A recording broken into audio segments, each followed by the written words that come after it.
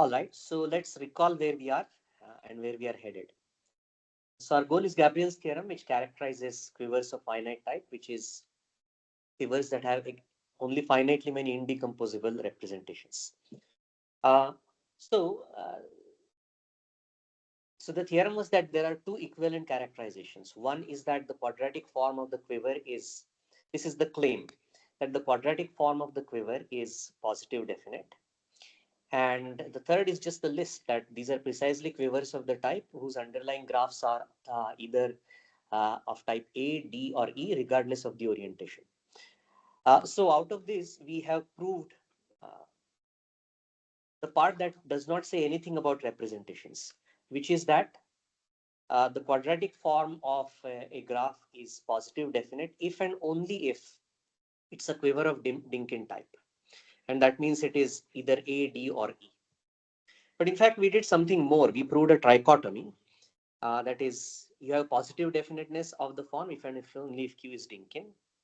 If you are not positive definite, but if you are positive semi-definite, then that happens if and only if Q is Euclidean.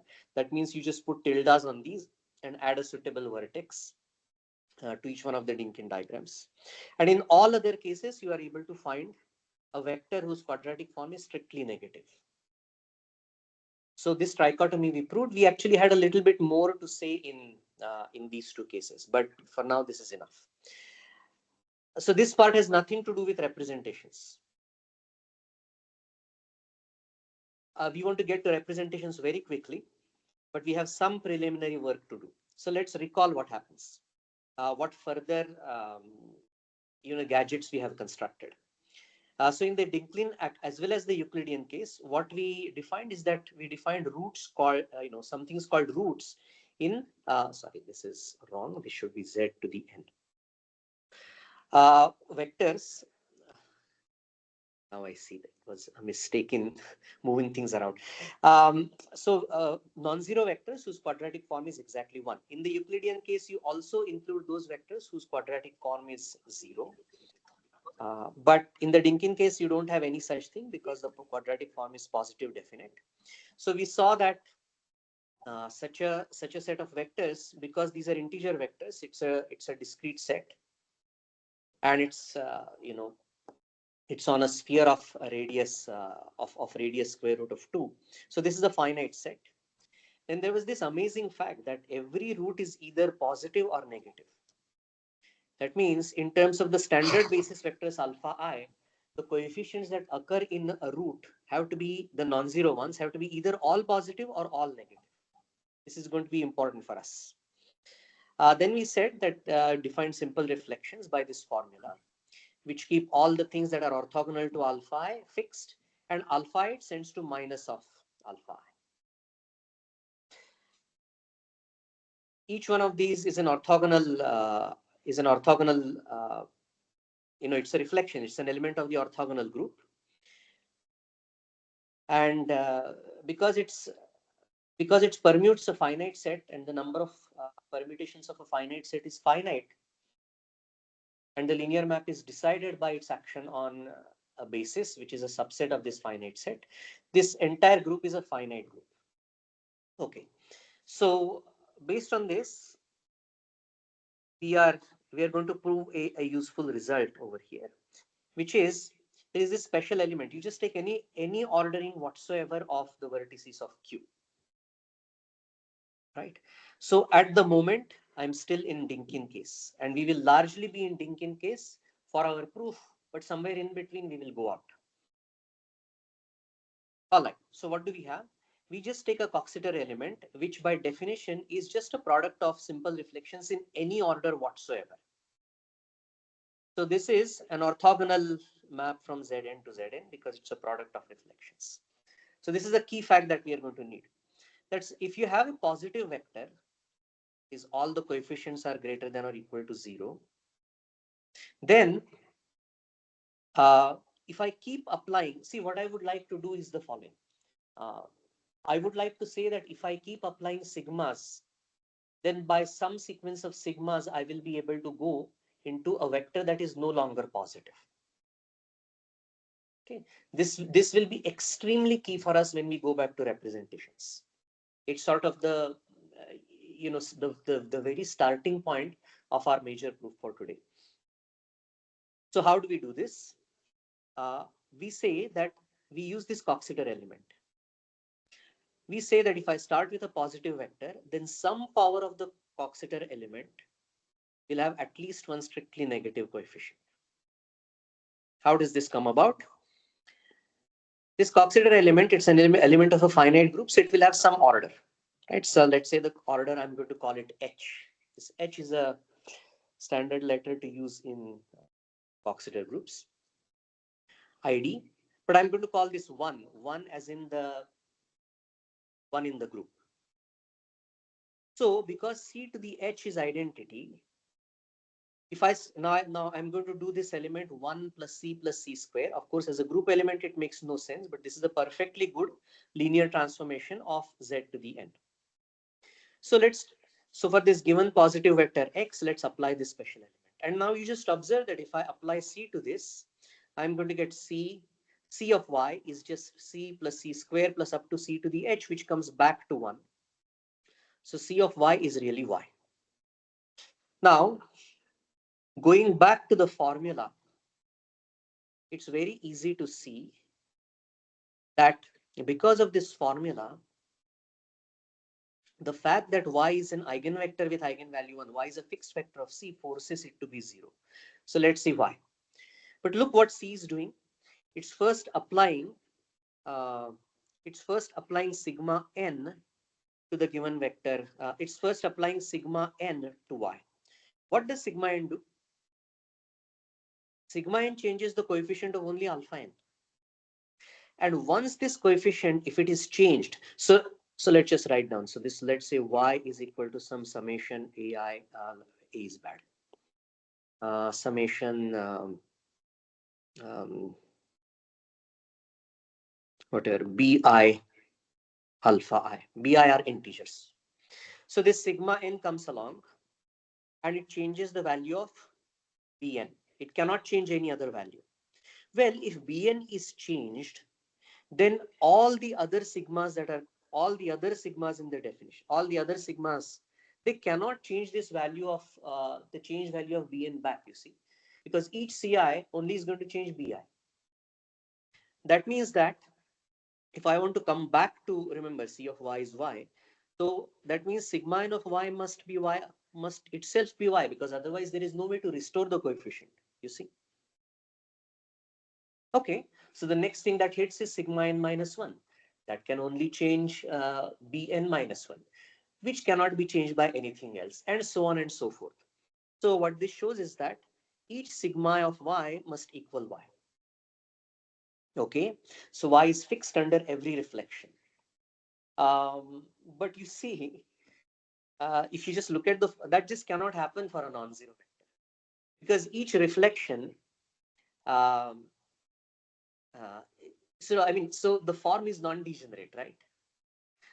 So sigma of Y is equal to Y. What that means is that this Y has to be perpendicular to alpha. Just look at the formula. No? The vector is staying fixed. That means this term must be 0. In fact, that's how we got the fact.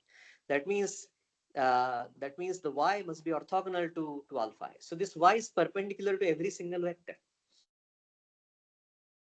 every single basis vector. So it's perpendicular to everything. So I don't even really have to say the form is non-degenerate, because I just said that it's perpendicular to every single basis vector. It's perpendicular. Sorry, my bad. I shouldn't have erased that. I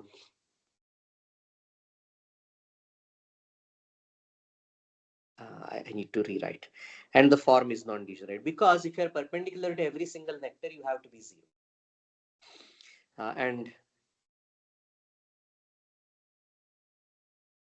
is non-degenerate, being positive definite. Excuse me, can you please repeat by sigma and y is y? Okay, let me just give me one moment. Okay. Yeah, so let's write this down. So what is sigma and y? It's going to be y minus something times alpha n, right? I don't care even what at the moment. Yes. Okay. So if I, so let's say sigma, so let's say sigma and y changes y. That means that there is some non-zero coefficient over here. But look what else C is doing. The things that C is doing by definition is that afterwards it's applying sigma 1 up to sigma n minus 1. When sigma n minus 1 comes, it's going to change the coefficient of only alpha n minus 1 all the way up to sigma 1. None of them can change the coefficient of alpha n, you see. Yes. Okay. So if the coefficient of alpha n changes, there is no way back. That means it cannot change. And that means that this term is just 0. So y just stays the way it is. Okay. Thank you. All right.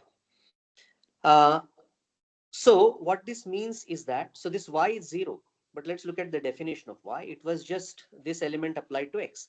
That means x plus cx plus c square x, etc. All of that is 0. But now look, x was supposed to be a positive vector. So in whichever slot x is positive, that slot has to be cancelled out, no? In fact, it appears to me that x just has to be positive in some slot. Because if x is positive in a focus any particular slot, let's say the third slot, let's say that the x3 is positive, then in the end it becomes 0, right? That means the value in the third slot of at least one of these must be negative in order to cancel it out. That's your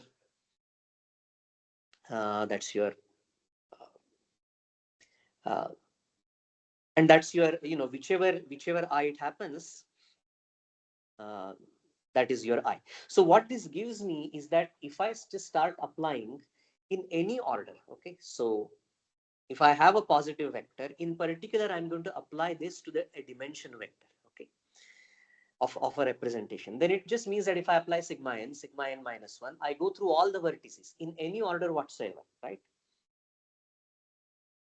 And then I keep doing this once again. So you see, I may, right?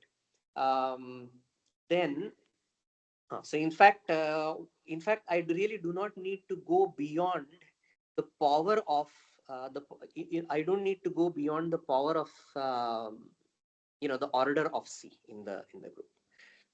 At least one of these is going to make the coefficient negative. Okay, so very well. Let's recall our goal. We want to show that for now. I'll go back to representations. That for quivers of type ADE, there is a bijection between indecomposables and positive roots. So this is yesterday's tutorial. All right, so let's go back to reflection Can you functors. please switch on your camera? I am not sure how to keep changing this. You said that there is likely a timer, but I don't know how to. Okay. That's okay. Yeah, now I Okay. can see. Right. So I think it may be because I'm minimizing the window in order to see my notes. So I will just put it. I think hopefully this should work. Okay. Right. All right. So let's recall reflection functors. Now I'm back to an arbitrary quiver, right? Because I want to say some things that are generally applicable for reflection functors. So what was it? I defined two functors, fi plus and fi minus. The first one when I is a sink and the second one when I is a source. So let's quickly recall what this does. The only place where the representation changes is on the magic vertex I. And there what do I do? In case I is a sink, all the maps will point towards I. So I just take all the neighbors, take their direct sum and chain together the maps to take the direct sum map, which I called phi. And I simply replace Vi to the kernel of this map with obvious maps going outward now. Okay. Because the maps now have to go into the VJs. But of course, all of this kernel, this is a direct sum of all of the, this is subset of the direct sum of these. So I can just project onto each component. Okay. Uh, let's come to Fi minus. But before that, let's now see the effect on the dimension vectors. All right. So what happens? So suppose the map phi is surjective. If the map phi is surjective, then I know exactly what the dimension of the kernel is. The dimension of the kernel is going to be the dimension of this minus the dimension of that. Yes. Okay.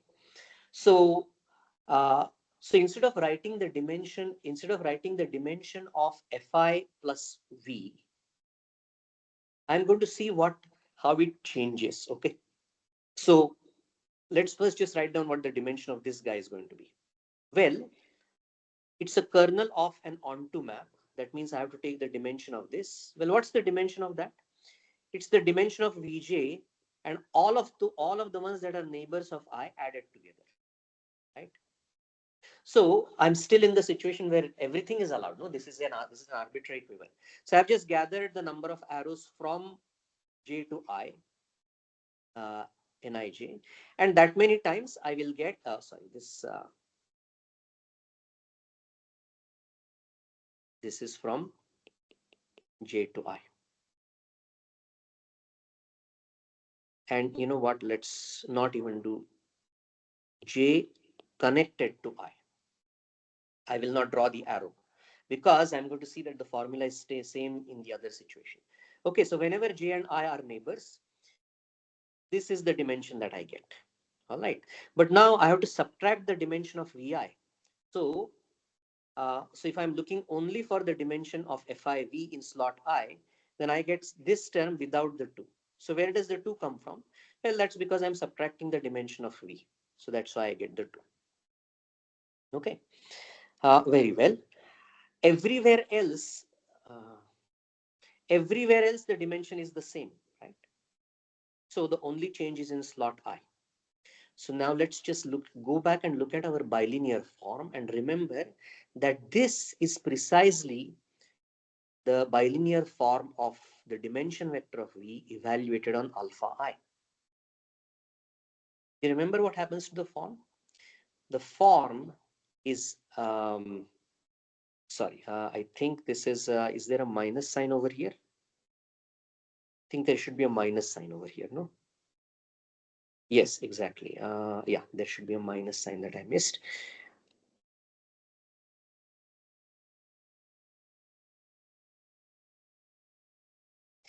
So what this says is that just see the equation. What this says is that if I subtract, so dimension of fi v is equal to dimension of v plus this vector in slot alpha I. Okay. But that's exactly the formula for sigma I of the dimension vector. What does sigma I do? It leaves the original vector unchanged and it only subtracts the inner product of the vector with alpha I times alpha I. I have not written times alpha I over here because this is just a number. I'm seeing what's happening in slot I. Okay, so this is the key formula. The effect of the reflection functor on the dimension vector in the good case, where phi is surjective, is simply applying the simple reflection to the dimension vector. You know, this connection between what happens on the representation side and what happens on the Zn side to the dimension vector. This is going to be crucial. We are going to exploit it to the hilt. So it's essential that you understand this. Okay, so this is the formula that I've obtained for Fi plus when phi is surjective. For Fi minus, the situation is exactly parallel. So let's see this quickly. In this case, all the maps are towards I. So I chain all of these maps together and I take the map from Vi to the direct sum and I take the co-kernel of it, which I put on Vi. If the map if this map psi is injective, then I can calculate the dimension of the co-kernel. And you see the difference is again going to be, the dimension of the co-kernel is going to be precisely what we calculated earlier. It's the sum of the dimensions of this minus the dimension of Vi. That's exactly what I had over here.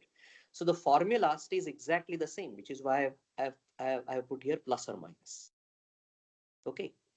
So if phi is surjective, then this formula is true. And if psi is surjective, then this formula is again true for Fi minus. Now, let's remember, let's bring back the indecomposables, which is what we were interested in. Remember that if V is indecomposable, then these conditions are automatically true. Unless you have Si. So recall why this happens. If this map is not surjective, then the co-kernel of this map, which is, if you just take the image of this map, you will not see all of Vi. So whatever is the image, its complement you can split off and write it as a direct summand. Zero everywhere else, and in that slot just put the complement. In exactly the same way, if the map over here, if the psi is not injective, then you can just take the kernel of the map and split it off as a summand of Vi and put it in the I slot. Okay, so that was the reason. Um, that was the reason why for indecomposables other than SI, I am always in the good situation. All right, for SI it does not happen because everywhere else it is zero, you see. So in the original case, if I have only K over here and there is nothing zero, you just cannot have this to be surjective, and so on. All right. So uh,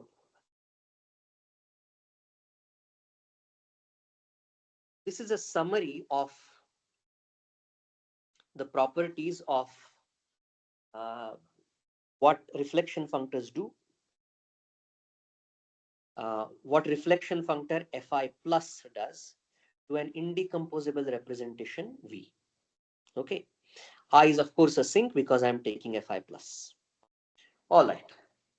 So this is a list of 7 things. We will go through this very quickly because all the logic is already done, but you should go back and see that you can actually go from any one of them to any one of them because they are all equivalent. So let's see what happens. If V is not SI, then I know that this map is surjective. All right. If this map is surjective, we showed that I can do Fi plus V and then get Fi minus, and I will come back to V whenever this map is surjective. This is nothing other than saying that if I take a surjective map, calculate its co-kernel, calculate its kernel, and go modulo the kernel, I will get back the image original target once again. This is just the basic isomorphism theorem. All right. So I have one. Um, so that means the map is surjective, and therefore I get this. Um, and then we saw that using this formula, I found that Fi plus V itself is indecomposable. And this is how we said that there is a bijective correspondence between indecomposables other than Si that is induced by the functor Fi plus. All right. And that means in particular Fi plus V is non-zero.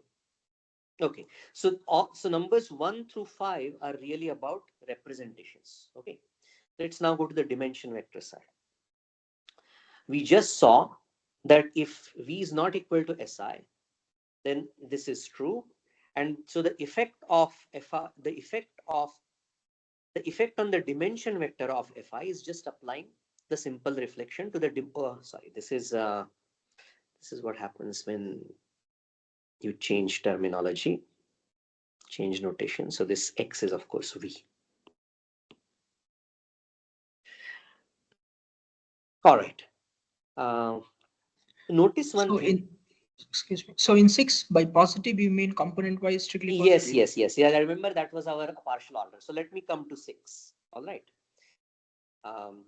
But notice what happens under all the other conditions. What is sigma I now? Sigma I of dimension vector is actually a dimension vector. It's a positive vector. Okay. But let's also notice the other way because this is going to be crucial. If you are not in this situation, if V is equal to Si, let's see what happens. That means if V is equal to Si, then what does sigma I do to the dimension vector? Remember, sigma I of its own partner, the basis vector alpha I, is minus of alpha I. So notice this dichotomy.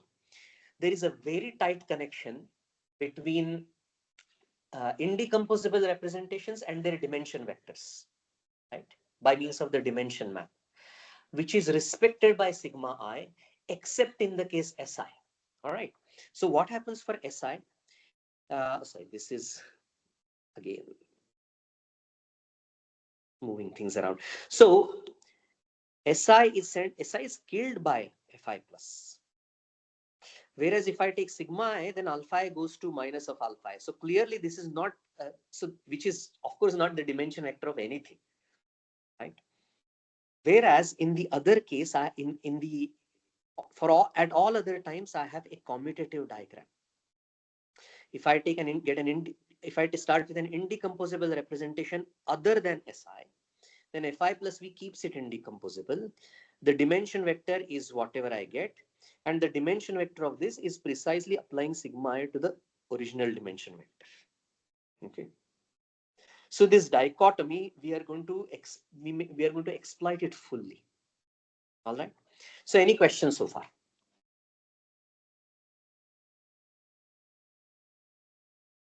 Very well. Now, with fanfare.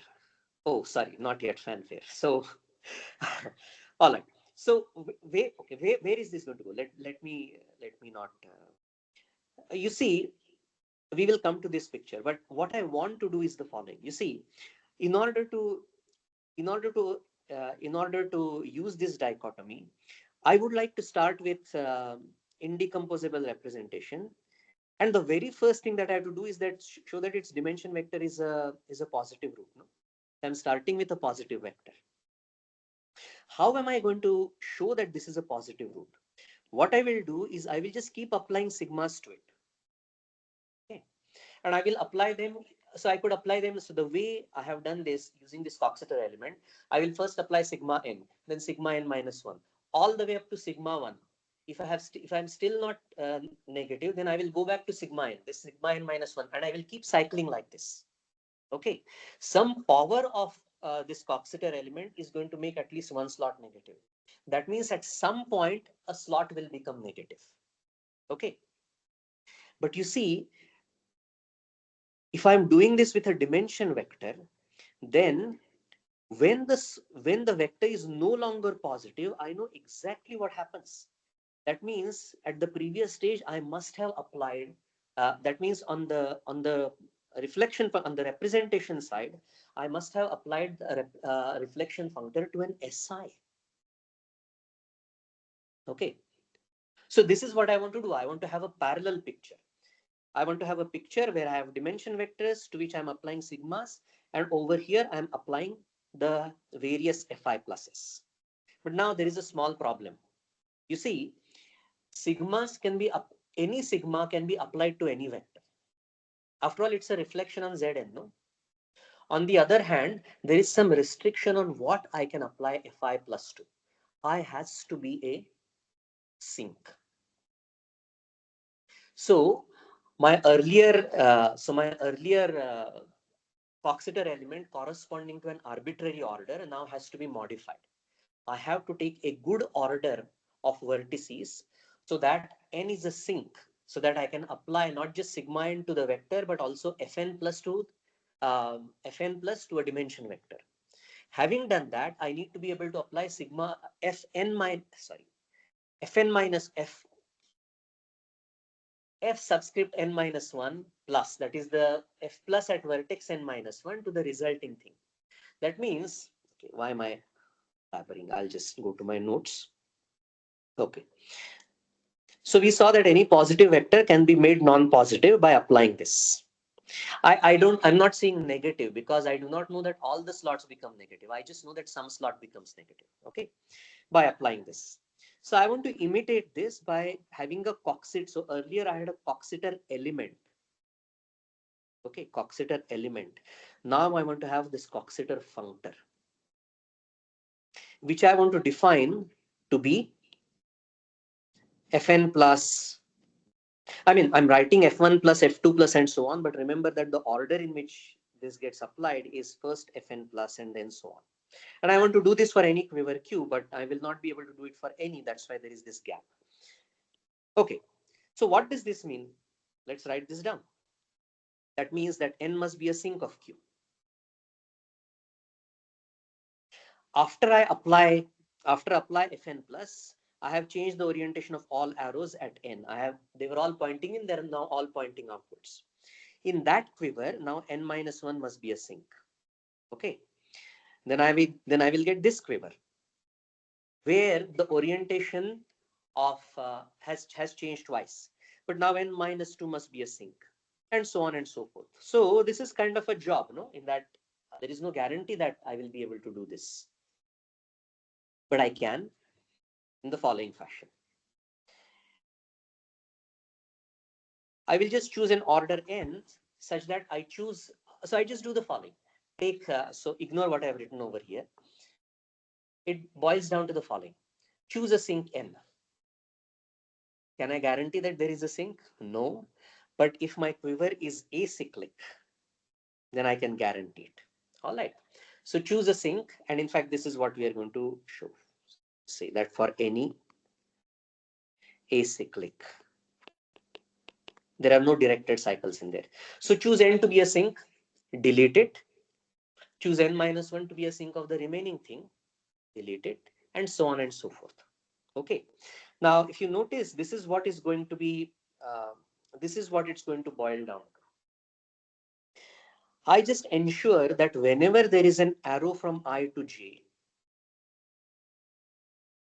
I choose, I mean, from between first one vertex and another, then the first vertex has a lower label than the second one. And if you think about it for a moment, this is exact, this, our procedure is going to guarantee this. This means that something that is a sink must be bigger than all of its neighbors. So I just take a sink and make this n. If I, um, and so on, right? And so this is going to do the job. Now there is a small amount of work over here to see that the reflection functors can now be chained in the given fashion. So how does this come about? May I ask Okay, a so we question? can, Sorry. yeah, so we can just do this by induction. Sorry, did you have a question or a comment? Yes, question. So you said that you will first choose a sink n, and then delete n and all the arrows associated which are incident to n, and take the Yes. Yes. next vertex. You call it a sink, and I mean you call it as n minus 1. So, Yes. but I wonder whether that would create some problem, because so after applying fn, you'll Yeah. have to Okay. So all reverse right. So all I the was, arrows. Yeah. okay. Okay. All right. So I was going to leave this as an exercise, but let's do this. So what is going to be the, what is the issue? What is the um yeah, what is the issue with this? All right. So let me use this. All right. This is n. All right. This is the rest. So sorry, this is the other way around. It's a sink, correct? That means I have some arrows, and then, and there may be some connection, right? So this is the remaining graph. All right. Now by induction, I'm going to say that if I delete n, that means I have, so rest q prime. By induction, I'm going to say that the procedure works for q prime. That means that f n minus 1 plus f n minus 2 plus all the way up to f1 plus for any representation of q prime makes sense. All right, I may do that by induction. All right.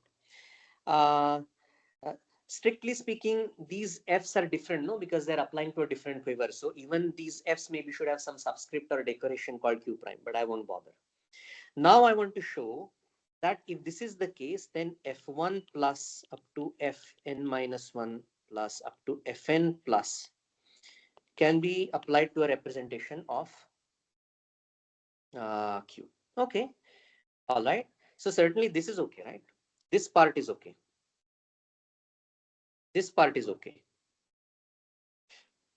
All right. So let's call this W. Now just think about what's going to happen. All these, all of these guys, I was able to apply them to the part that is in here, correct? But when I applied sigma n to this, what happened? All the arrows, sorry, I'm making this mistake. All the arrows are now going outward, you see, from N. So when it comes to applying any one of these functors, to whatever is left over, this vertex is never going to create any problem. Because all the arrows, so let us say the next one is N whatever. At any stage, you see, I mean, all of these vertices, all of these functors were okay with whatever I was doing in this part. So at some stage, let us say if I want to, let's say at some stage, if I want to apply Fi plus, it was okay within this picture. But now even with the addition of N, it is going to be okay. This Yes, vertex thanks. is still going to be async, right? All right. So that was going to be a tutorial problem, but now we are done with it. So yeah, and yeah, and on this count, let us see the following.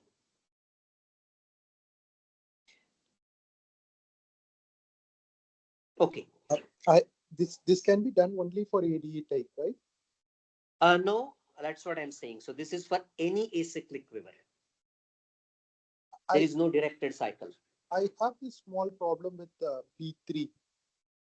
No. So just think it through. The proof will go through for everything. The proof that we did, just carry out the induction, and then you will see that it will go through for everything. In fact, okay, all right. So you're saying D3, right? Or D? B. You mean D4? B for Bombay. But we do not have a quiver of type B. I mean, take a. Oh, okay. Sorry. Okay, I see. You're saying directed acyclic quiver. Can we examine this later? Okay. Yeah, because, but see, the proof is going to work. There will be no issue whatsoever. But it's the argument that we carried out. Okay. Okay. But now notice one thing. C plus is a functor from where to where? Small point which I forgot to write, but this is representation of Q to representation of what? Because I'm applying all of these reflection functors. No, the quiver is changing all the time. But what happens? You see, I'm applying the reflection functor at every single vertex. Yes. Now every edge is between two distinct vertices. It's an acyclic quiver. There are no loops. So every edge participates in exactly two reflection functors. That means every edge changes orientations exactly twice. So every arrow comes back to itself. So this is a functor from representations of Q back to itself. Right. So this means that C plus gets me back to the same category. And so I can compose it any number of times I want. Okay. So with this, I am ready to go back to I'm going to ready to go back and prove now the theorem that I have a bijection. The dimension vector, taking the dimension vector is a bijection from indecomposables to positive roots for positive definite type, which I know is ADE. So I take indecomposable and I take its dimension vector. Remember that I do not know what this dimension vector is a root. In fact, that is going to be the very first part of the thing. No, I need to show that this map is well defined. Okay, so I do not know that alpha is a root. Okay, now watch what happens. I am going to ignore all of this for now. I'm going to play just with the dimension vector. Right. So this is a positive vector. Right, you agree? So I'm going to apply. I'm going to choose a good order. So I'm going to apply sigma n, then sigma n minus 1, and so on. And I'm saying sigma k over here, but I may have cycled through. Okay, I may have gone all the way up to sigma 1, then back to sigma n some number of times. And therefore, I have not written it down in between. This is not necessarily that I have taken whatever this k is for the first time. I may have gone to sigma 1 and back to sigma 1 whatever number of times. Nonetheless, what I'm going to do is I'm going to go uh, until I get the first non-positive vector. That means that all the vectors that I have until that point, they're all positive vectors. Okay. Now I go back to those equivalent 7 conditions and I just use them. I just throw everything at this appropriately. Okay. So let's just do a simple situation where the very first sigma and alpha is a non-positive vector. What does that mean?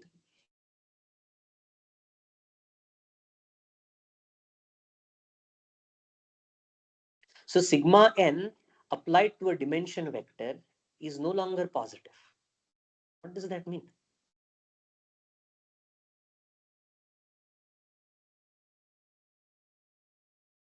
Let's go back. The fk plus kills w. Yeah. So we are in the situation where sigma n applied to this dimension vector is no longer a positive vector, right? So that means none of these conditions is true. That means V is isomorphic to Sn. V is isomorphic. Yeah, V is isomorphic to Sn. So in that case, my job is done. That is to say that the indecomposable representation, arbitrary one that I started with, was actually Sn. So I would be done. Now let's play this game in general. All right. So let us suppose that sigma n is not that this one is positive. Okay. I go all the way until I get the first non-positive vector. Okay. So I'm in this dichotomy that we talked about. That means I am not over here in the first slot. That means until the last slot, I'm not in this situation. Therefore, I'm in this situation. So I just get to complete the picture. That means that the dimension vector of V1 is sigma and alpha, and so on. I mean, the game just repeats in every square, no? Until I get so until I have something over here, right? I'm just going to put I don't want to give this a name just yet, but whatever this is a positive vector, and I know that it is the dimension vector of whatever I got. This is the dimension vector. All right. Now, this is the first non-positive vector. What can I say about beta?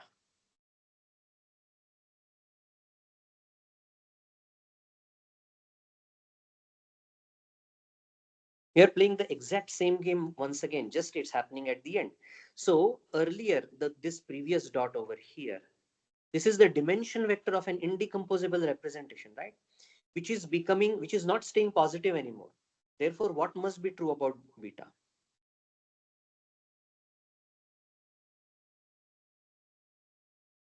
Must have beta is equal to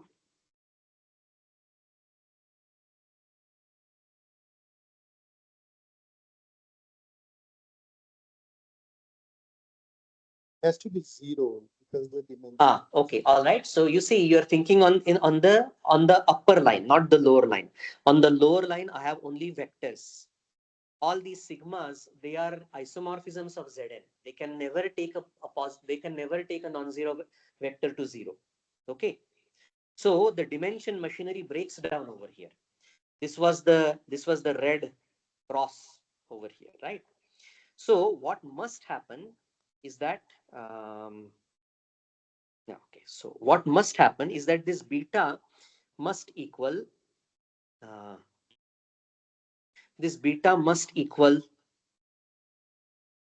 minus of alpha k, and what I must have over here must be alpha k.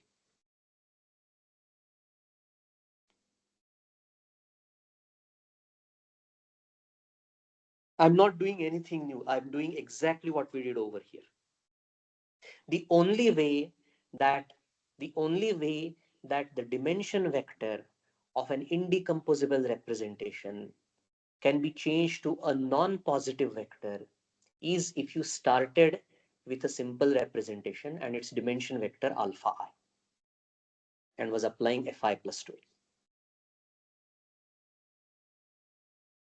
Okay, so I'm presuming that I can go on because this is the point on which the entire proof turns. Okay, but what does this mean? This means that this W is equal to must equal.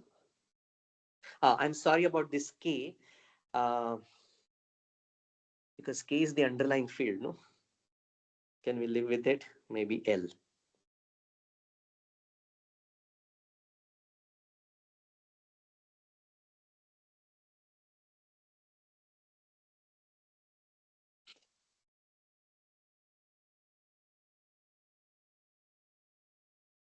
Okay,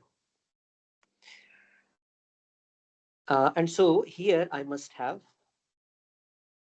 the representation S of L. All right, very good.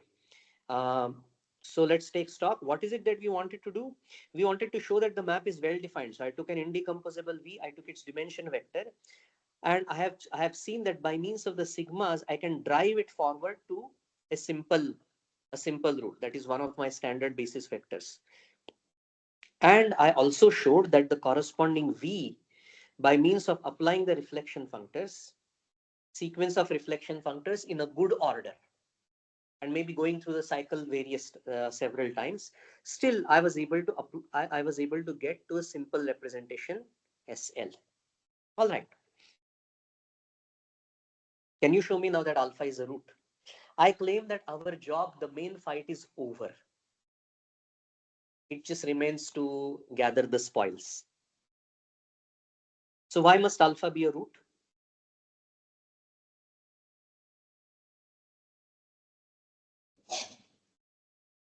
Yeah, because root system is invariant under the while group. Yeah, So exactly. Right. So you see, after by means of applying these various reflections, I got alpha L, which is in particular a root. No, I mean it's alpha alpha. Its Q is 1. All right, and sigma I are reflections. Their square is identity on the side of Zn. See, the Zn side is so pleasant and nice. So I simply apply the sigmas in the opposite direction, and I must be able to get to alpha. Sigmas preserve the quadratic form. Q of alpha L is 1, so Q of alpha must also be 1. That exactly means that it is a root. Done. All right. So uh, I need to be able to show that this map is injective. That means that if I'm given the dimension vector, I will be able to recover V. Well, what am I going to do? I'm going to just play the same game from alpha. I will go all the way up to alpha L. Right? Since the dimension vector is alpha L, I must have the simple of L over here. So remember, from alpha, I want to recover V. From alpha, I played the same game and went to alpha L. And I know that what must be sitting over there is the simple. Is there a way to recover this V from the simple?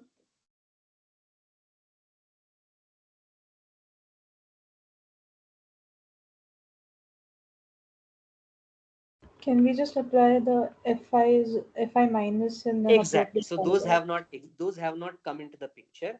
But remember, in my various equivalent formulations, as long as I'm applying fi plus to things that are not the respective simple, uh, I by means of apply so fi minus of fi plus of V brings me back to V. So all of these things are sorry, not fi. This is Fn plus, and I know that Fn minus just brings me back. Remember, Fn plus is taking me to an indecomposable, so V is not Sn. And Fn plus Fn minus 1 just brings me back. Fn minus, and this one is likely going to be So I'm simply going to write fn minus 1. The plus and minus are both in the forward and backward direction. Likewise. So what is this going to be? So I came to this by means of, um, sorry,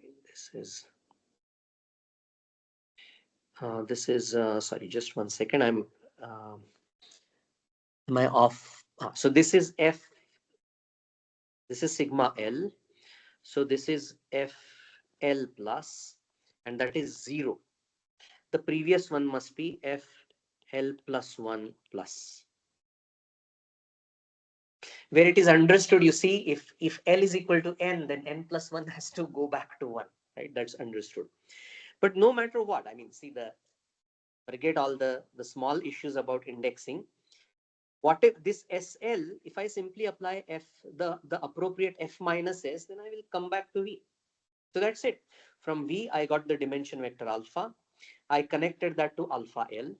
Therefore, what must be sitting up there must be SL. And all of these, and up here, there are always forward and backward arrows. So whatever I started with must be the same thing as I start with SL and apply all the Fi minuses in the reverse order. And that's what we must be done. So I'm sorry. Just a small confusion here. When I started with SL and applied, were applying FL plus 1. yes.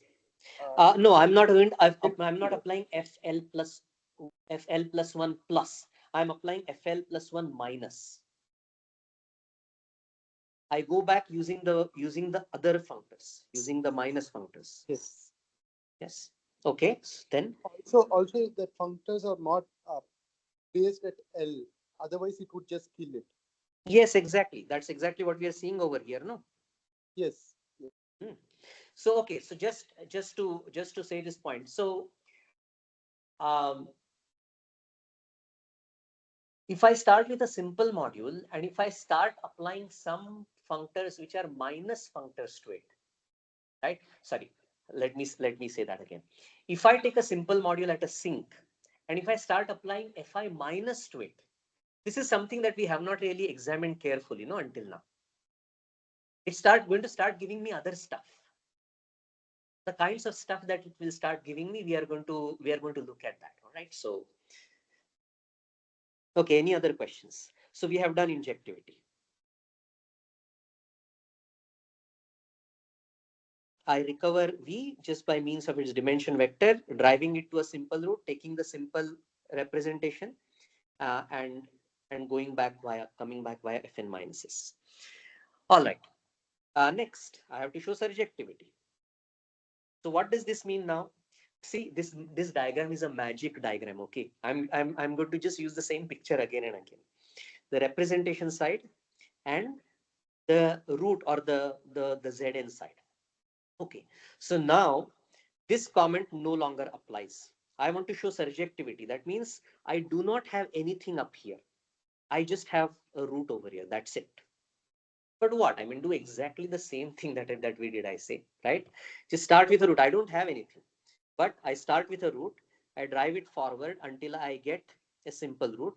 Namely, go until I become negative. That means the previous one must be a simple. Okay, so sorry, just small extra thing over here because I do not have the help of the dimension vector. So I do have to say a little bit more. However, notice that um, uh, so the fact that I get alpha L has to be justified slightly differently, but we have already done this before. So ignore this line. I do not have this line at all. I'm just starting with a root vector. I'm starting with a positive root. Okay. And I keep applying sigmas to it. And now I know that every root is positive or negative. So when I start with a root alpha, not only do I say these are all positive vectors, they're all positive roots until I get now, I just say not just first non-positive vector, but a first negative vector, first negative root. Hey, but look, how did I come to this negative root? I came to this negative root by applying sigma L.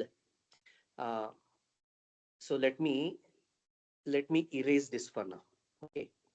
Because I have to justify. So I came to this negative root by means of applying sigma L.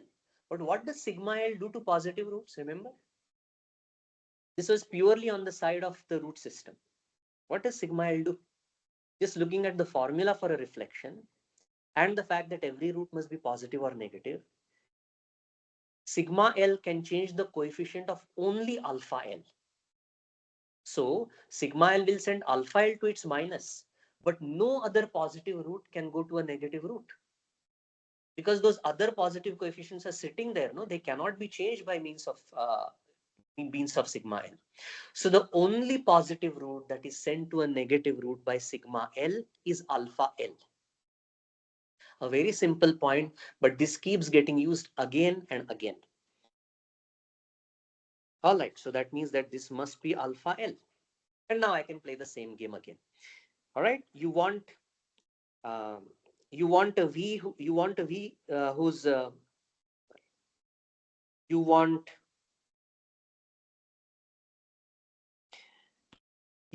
a V whose dimension vector is alpha.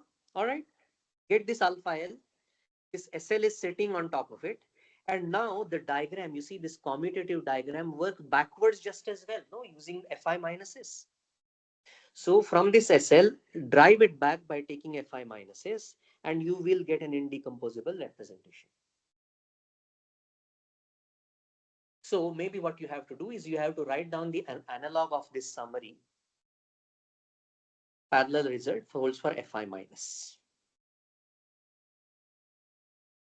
And so I will get, so I start with a positive root, get this, get the simple, drive it back, and I get V. And by commutativity of all squares along the way, this must be the dimension vector. Done. Don't know about you, but this is really a very, very nice proof. All right, so I have just written the proof. So any questions on this? Excuse me. Yeah. So, I mean, when you are building those V1, V2 from SL, I mean, I don't see why it is obvious that that sink source condition will be maintained throughout. Okay. But that's exactly what we justified over here. No? That I'm not going to use an arbitrary enumeration of vertices. I'm going to use an enumeration of vertices so that this functor is always that I can write this. No, but in the bottom line, you have already fixed an enumeration and you want to use that same enumeration over on the top, right? Yes, but I don't quite understand why. I mean, so the enumeration that I use in the bottom is the good enumeration.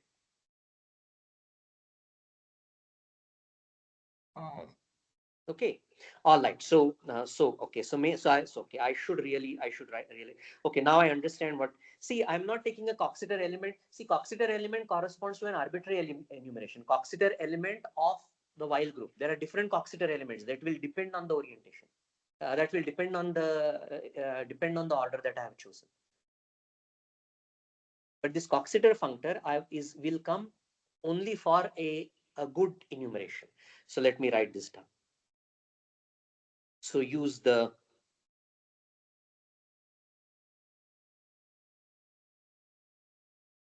there is a user good enumeration.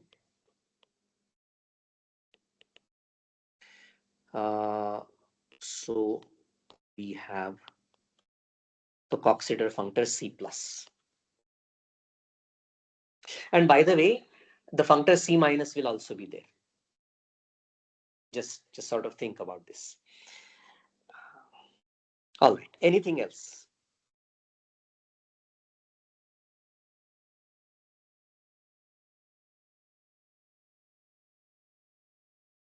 Great. So we have half an hour. So what remains to be done for the theorem? We need to show the converse, which is all right. So this is again a thing that this is a culmination of sort of everything that we have done until now, right? So it's really worth understanding. So do this proof for yourself and see exactly how those various equivalent characterizations of indecomposables other than the simple one at I, how they are used in this proof. Okay. All right. So what is it that we need to show? We need to show the converse. We showed that if I have a quiver of type AD, that is if the form is positive definite, that positive definiteness was crucially used. Okay. That's why I have a finite number of roots. That's why I have a Euclidean space that is an inner product. That's why I have this Coxeter element having a finite order, which was important to be able to take a positive vector and go to a negative vector. Right? So all of this is going to go haywire if I don't have a Dinkin diagram. Okay, so now I need to show the converse, that if I have finitely many indecomposables, then the quiver must be of type ADE. Okay, so how do we do this? It may seem that, this is how could one, you could just have some completely crazy quiver.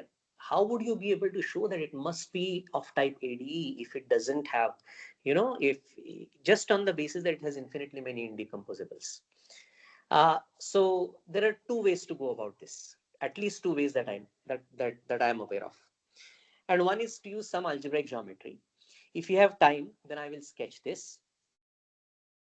Um, you have to swallow some some algebraic geometry, but what you have to accept is really very believable, in that you uh, you have some action of an algebraic group, really just GLNs together, and then you see that two representations being isomorphic to each other is somehow saying something about being in the same orbit under the action. So what you want to say is that there will be a finite number of orbits, and then you can do a dimension count. So we will write down some dimension formulas. Those dimension formulas, if you want to actually prove using formally, then it takes some work, because you have to know the language of algebraic geometry, what is dimension of a variety, what is an algebraic group, etc., etc. So formally it may be a lot, but the formulas that actually that we use, they really are very believable formulas, because they're just analogs of the first formulas that I see with group actions. Namely, there is the orbit stabilizer, right? I get to count the number of orbits of when I have a finite group acting on a finite set. So those are really just analogs of those formulas. Anyway, so that is one proof, which if you have time, I will sketch. But our brief here is representation theory. So I want to do as much representation theory as possible. And so the second approach is, once again, we take help of the Euclidean diagrams. Uh, so recall how the Euclidean diagrams were used in order to show positive definiteness. So what we said is that if you have an arbitrary quiver, then we will be able to locate a Euclidean quiver inside that. And so if we just, so if we, so just using this, I will be able to say that, look, Euclidean quiver itself is positive semi-definite. There is something that for which Q is 0. So if you just put anything extra, you will get something whose Q is negative, right? We are going to use something very similar. What we will show is that if you have if we have the Euclidean quivers, then for those we will exhibit infinitely many indecomposables using a trick that is there in one of the tutorial problems. What this will show is that if you have anything else anything else that is not in ADE list, and not, then it has to contain a subquiver of this type, no, or Euclidean type. So if this type of quiver itself has infinitely many indecomposables, then anything containing it will also have these indecomposables will persist. What should you do for remaining vertices? Just put zeros, right? Just put 0, 0, 0. That's the trick. So in order to prove the theorem, that means we have to understand how the representation theory of these Euclidean quivers is, at least to some extent. Okay, so this is going to be our next task. And so for that, I have to go back to general Q. Really speaking, yes, the theorem is a goal, but it is kind of not merely an excuse, much more than that, but it really use it as an opportunity to learn the concepts involved. So it's really not so much the destination, but the journey is important. And so the journey over here, which is a motivation, is to introduce uh, other representations associated to quivers, and those are projective and injective representations. So let's get to that.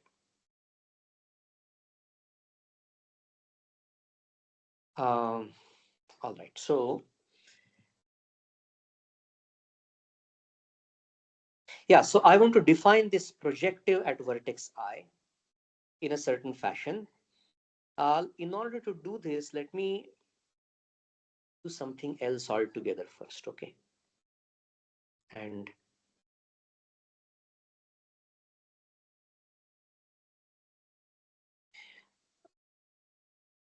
all right. So it's considering that we have only a little bit of time today and tomorrow, I may not be able to do what we have done until now, which is give essentially complete proofs and discuss most of the details in class. All right. So let's go elsewhere. Now I'm just going to make some general comments, which is so linearization.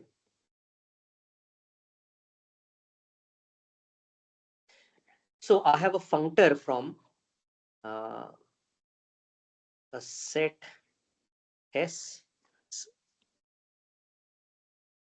There is nothing to do with quivers, etc., or anything. Okay, just a very general thing. From sets to vector spaces, there is a functor which is linearization. So what do? I have a set S to vector space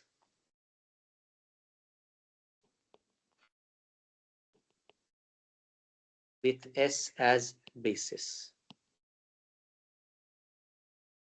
This is a functor because if I have a map from set S to set T, then on this side I simply take the same map from, but now it's a map from one basis set to another basis set, and so I can get to extend it linearly, right? So this is a functor. You play this game all the time. Any extra structure, oh sorry, excuse me, forgot.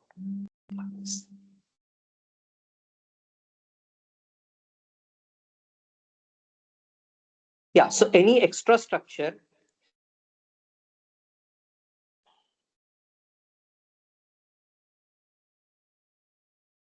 okay. So any extra structure on the set side gets transferred to the other side. So any extra structure, so I'll just say instances.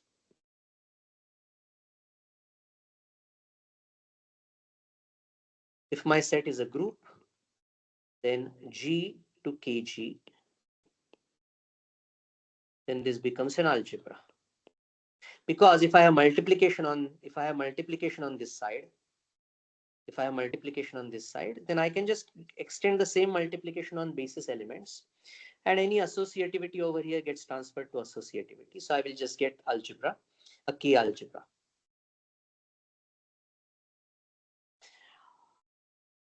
All right. So let's use this for. So let's use this in our situation. And so what we have is that a category associated to quiver Q. So what is the category associated to this quiver? Let's see, did I write this down? Okay. So category means you must have objects as and morphisms. So objects is equal to vertices. And the morphism, so let's write down Qij is equal to set of paths in Q from I to J. Okay, so what is a path from I to J? I have this vertex I have this vertex J. By means of any number of arrows, possibly loops also, this is an arbitrary quiver. All right. So that means that there is some f1, f2 up to fk, and this path is going to be denoted as f1, f2 up to fk, but written in the opposite order. That's just the nature of things. The reason why we do it like this is because when you remember, in a representation of a quiver, every arrow really becomes a map. So when I want to compose the maps from the maps between vector spaces, so the vector space at vi to vj, I will get a map by composing all of these maps, and I first do f1, then do f2, and then do fk. And when I compose the maps, I write them in the other order. So that's the reason why this happens. Another way to do this, and this is what some people prefer, is that if I draw the path itself in the opposite way. So for example, I do uh, let me just draw the same thing. So you just draw the path itself as j fk fk minus 1 all the way up to I. So if you are prepared to draw your arrows backwards, then you get to have the same order. Then you get to have the same order in denoting the path as the way you did it. Okay. So this is a category. What is left?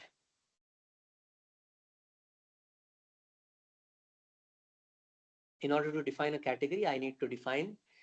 There has to be an identity at each vertex. I need to define composition of morphisms, and I need to define and at every vertex there has to be an identity. So let's write this down. So including,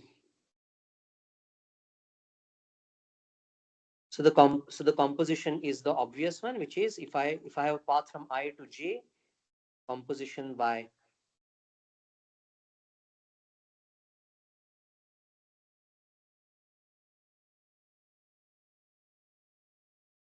concatenation,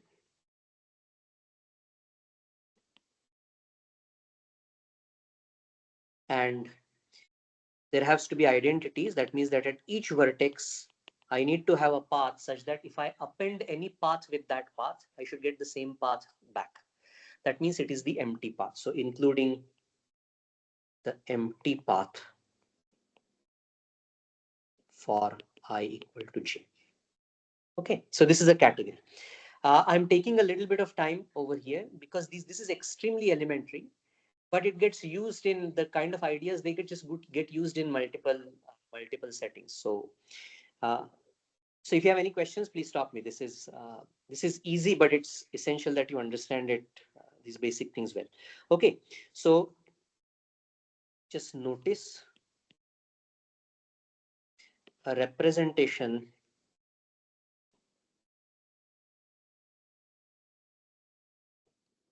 Only one small point to make here. Yes, go ahead, please. Yeah, we need to add identity arrows and put all those additional relations.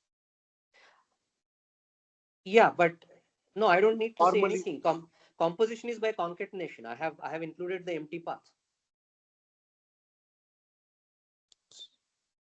So when I concatenate a word with an empty word, it stays the same. So it's identity.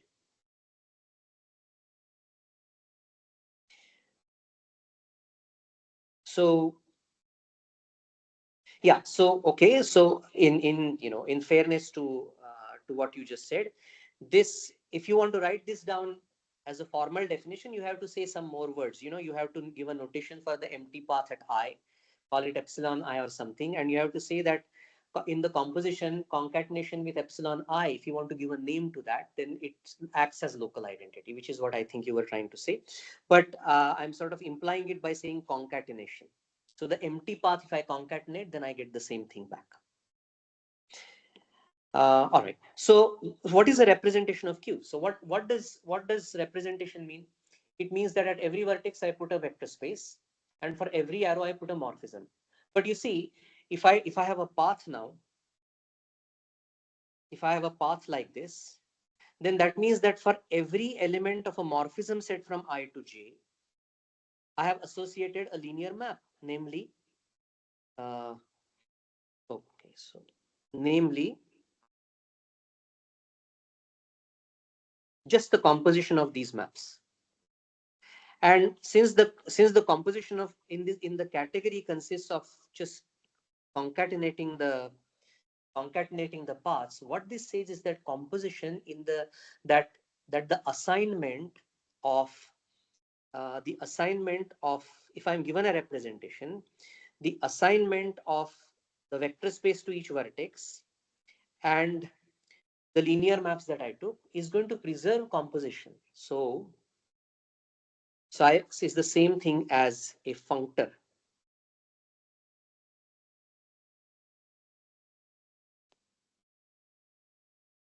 from the above category to vector. Okay, so representation is just a functor to the category of vector spaces. And if you think about it, even for a group, it's really the same thing. If I think of a group as a category with a single object, where all morphisms are arrows, this will work even for a monoid, then a functor from this category to the category of vector spaces is really just the same as a representation of a group. Okay, so what I'm going to do now is I define a uh, projective representation at vertex I by the following thing.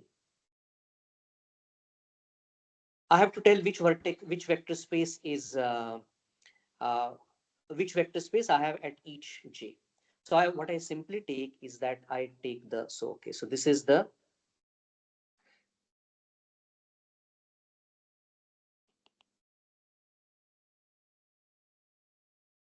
linearization of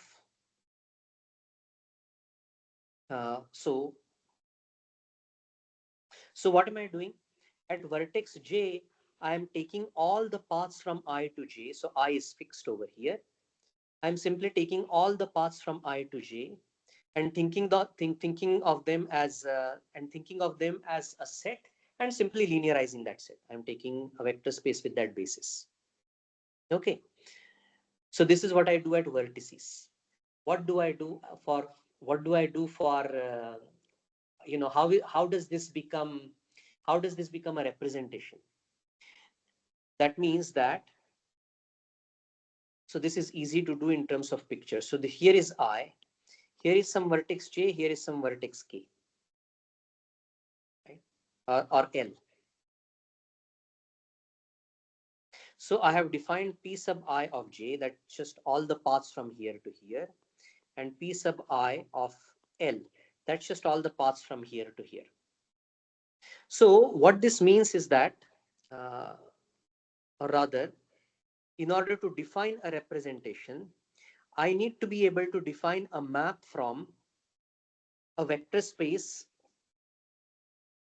with so that and let's suppose there is an arrow from j to L, then I need to define a linear map from here to here. Okay, but that's very easy. I'm just going to define a set map from this set to this set, and that's the simplicity itself. Things in over here are all the paths from I to j. Things over here are all paths from I to L. So to define a map like this means that given a path from I to j, I need a path from I to L. Well, I just compose it with this arrow. I just append this arrow.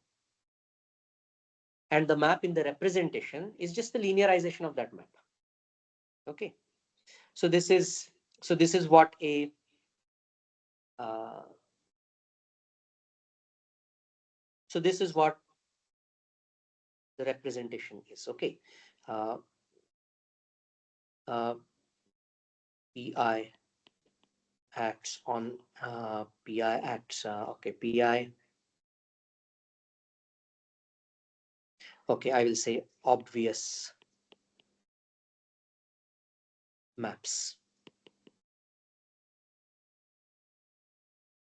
in PI. Okay, very good. So this is going to be a projective representation in the usual definition of that the Hom functor from this module is exact. All right. So let's try to see this. And Excuse me, may I ask a yes, question?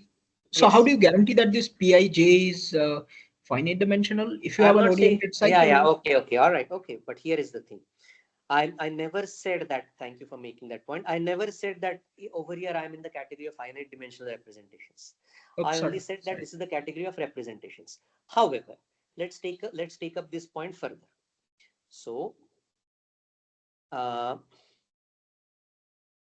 all pi are finite dimensional if and only if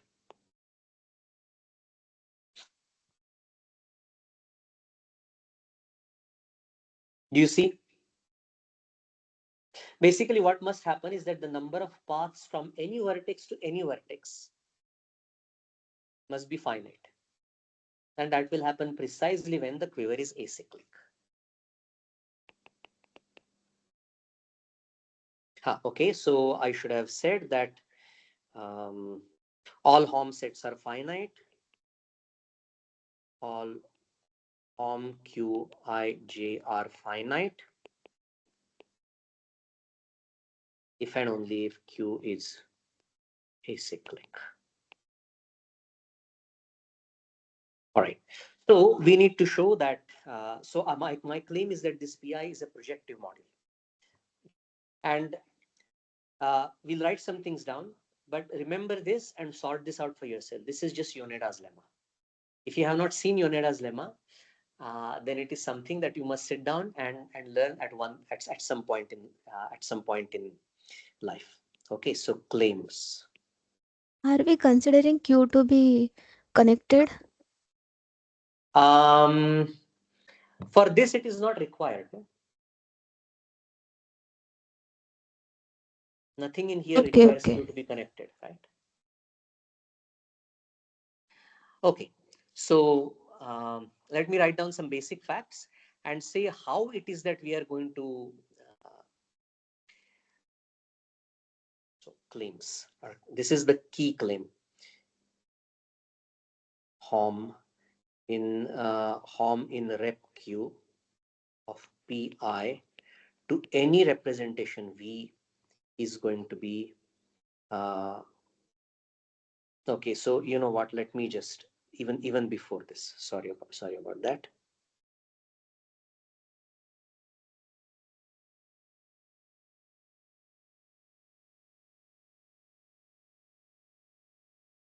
So note pi is really the linearization of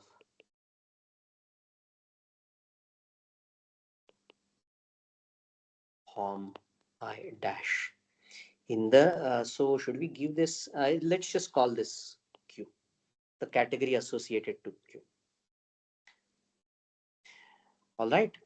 So remember, a representation is a functor from the category to the category of vector spaces. So what have I done over here? This Hom, this is a see for any category. If I fix an object and take Hom from that object, it's a covariant functor to the category of sets. Okay, so this gives me a functor from the given category to the category of sets. Where is it taking the object J to? Just look. What did I say? This functor applied to J is the set of all paths from I to J. But that was precisely what was defined to be the set of morphisms from I to J. So I have not written anything. This is really just language. And then linearization. So this already, if you want, this already tells me that it's a functor. I do not really have to. Once I define the category, I do not really have to say how this is a representation. Okay, and therefore I get to say by Yoneda's lemma immediately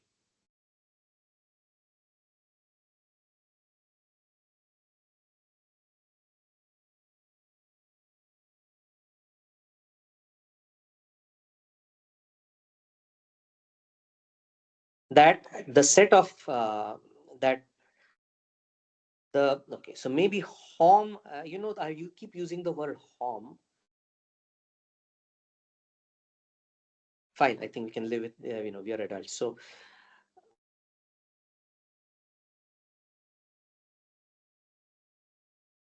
this Hom is in the category Q. This Hom is in the category rep Q. So it's the, remember, representations are really the same as functors. So this Hom is really the set of natural transformations between these two functors. And Yoneda's lemma says that, well,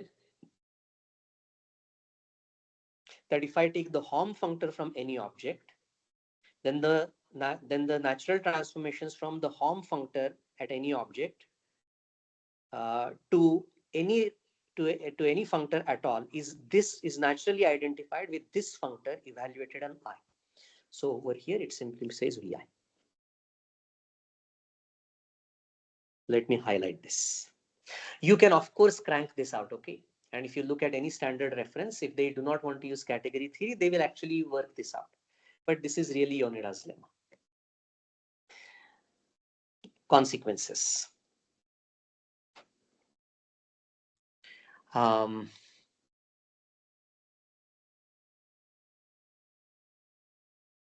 Consequences. I'm just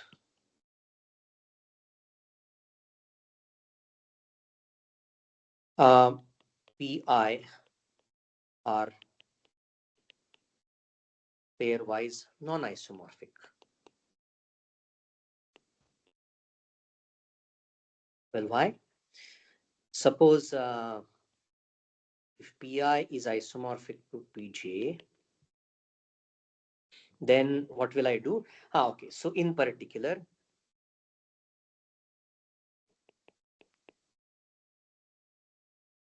Hom from so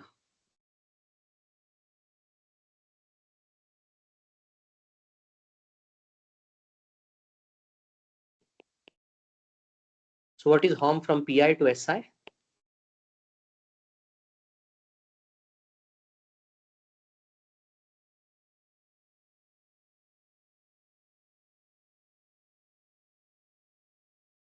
Yeah, so this I will highlight this. This is very simple, but it's extremely useful. What this is saying is that if I want to calculate the maps between Pi and any representation, I just evaluate the representation on the vertex I.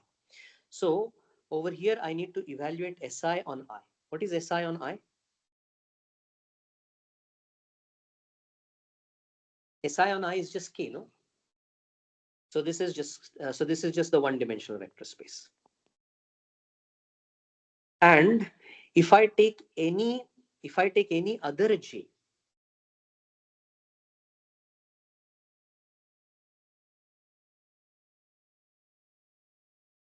then Sj evaluated on I is 0 because Sj lives only on vertex J.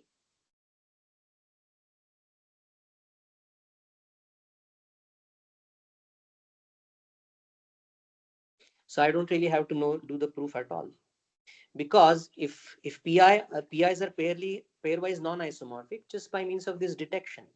If these representations were isomorphic, then their Hom space to any representation, any fixed representation would be the same.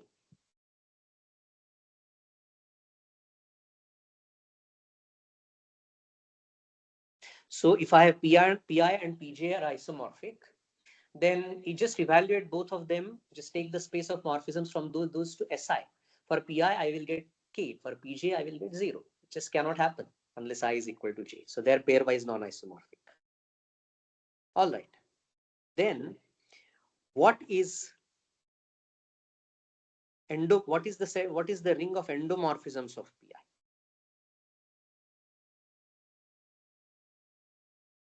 Can you please repeat the proof why PIs are pairwise non-isomorphic? Does this work even in without acyclicity? Yes, I don't see there any issue whatsoever, because this is a completely general thing. It's like a formal statement. This. So Pi. No, not that. The other one, yeah. Yeah. So Pi isomorphic to Pj implies Hom Pi Si is isomorphic to Hom Pj Si. but this is K. This is 0.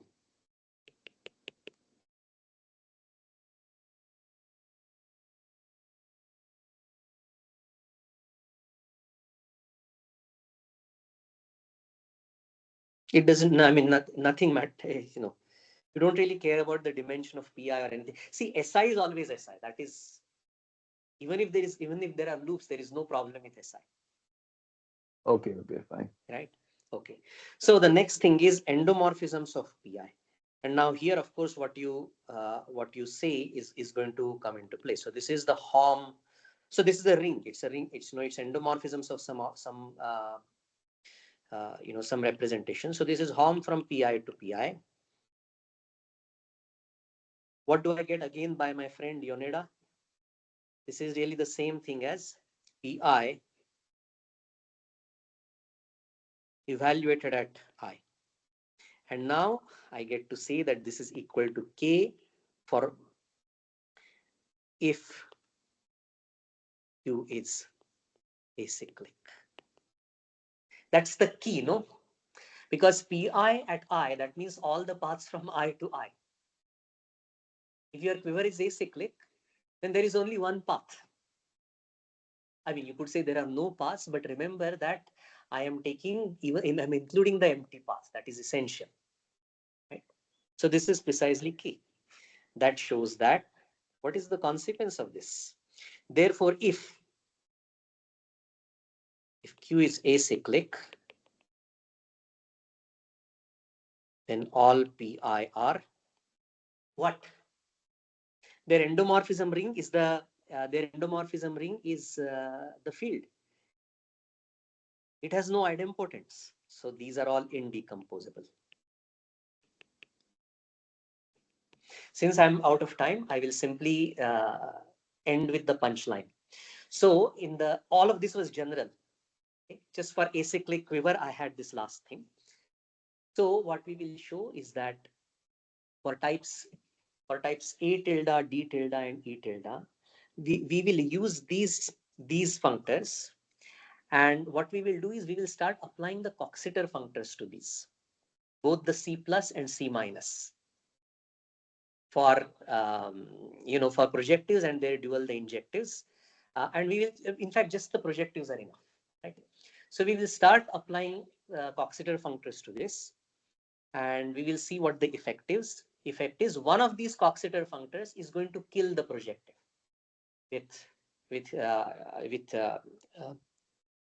but the other Coxeter functor in the negative direction is going to give me some amazing new things. Those are going to be called pre-projectives. And what we will show is that the number of pre-projective representations for a Euclidean quiver is infinite, which will complete the proof. So that's the agenda for tomorrow. Let's start.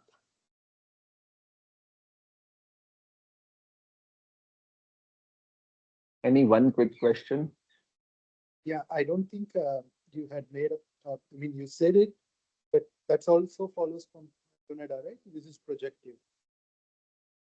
Yeah. So right. So I didn't really prove that this is projective, but it really is a straightforward consequence from Yoneda, because you see, again, this is just a matter of language, so you have to get used to this. You can again do this by hand, but what does it mean to say that an object is projective? That means that this functor Hom pi dash is an exact functor.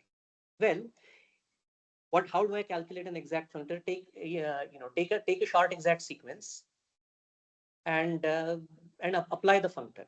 So if my v upper 1, v upper 2, v upper 3, or vwu is a short exact sequence of representations, if I apply this functor to it, then I will get an exact sequence of those representations evaluated at the vertex I. But exactness of a representation simply means that it has to be exact in each slot. So it's like tautological. So Yoneda also shows that these representations are projective.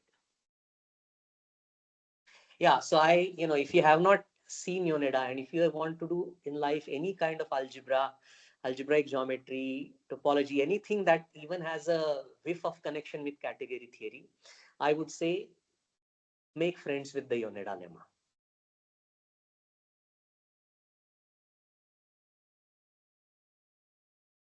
And another thing, if the Quiver has a cyclic, Quiver has cycles, then the end of PI is going to be generated by those two loops, right?